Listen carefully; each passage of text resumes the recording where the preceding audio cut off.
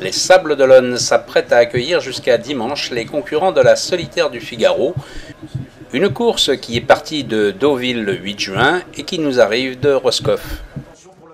Dès mardi, le village a été officiellement inauguré sur la place du Vendée Globe. Top. Et voici maintenant les applaudissements du public. Ça pourrait être pire, hein. J'avais commandé du beau temps, il est là, la météo s'est pliée à mon arrêté municipal. Formidable. Nos invités nous proposent notamment François.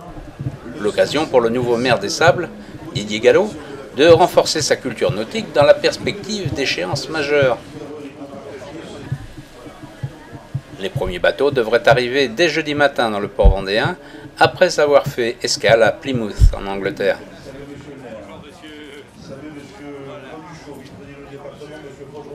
En effet, le vent de sud-ouest semble enfin décidé à se lever pour porter les 35 embarcations vers les Sables d'Olonne.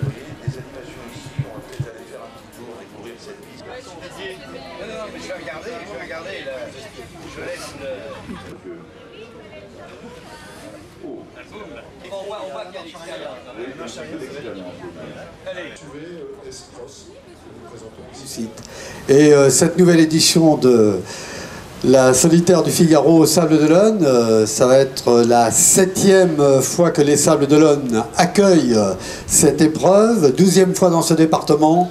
Et je crois que pour nous, c'est un plaisir, je le répète, et surtout aussi, c'est pour promouvoir en même temps ce qu'est ce sport, ce qu'est le nautisme, mais aussi c'était un encouragement tout particulier pour les skippers qui s'adonnent à ce sport favori.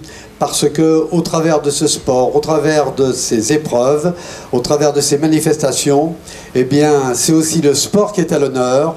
Ce sont nos départements, notre département, nos villes vendéennes, et je crois qu'il est bon de les encourager. C'est ce que nous faisons au Conseil général, et nous le faisons bien volontiers, en partenariat avec la ville des Sables d'Olonne. Et vous savez probablement que Plymouth est en fait la ville de départ en 1960 de la première course transatlantique en solitaire qui a donné en fait naissance à la course océanique en Europe et dans le monde, puisque c'est une course qu'Éric Tabarly gagnera une première fois en 1964, puis une deuxième fois en 1976 et ensuite naîtra la grande aventure. Donc c'est pour ça qu'on a voulu faire étape à Plymouth et donc aux Sables d'Olonne, puisque comme ça on faisait en fait un clin d'œil au port d'origine de la première course transatlantique en solitaire et puis de cette épreuve que vous connaissez ici qui est le Vendée Globe et qui est la plus grande course océanique autour du monde en solitaire.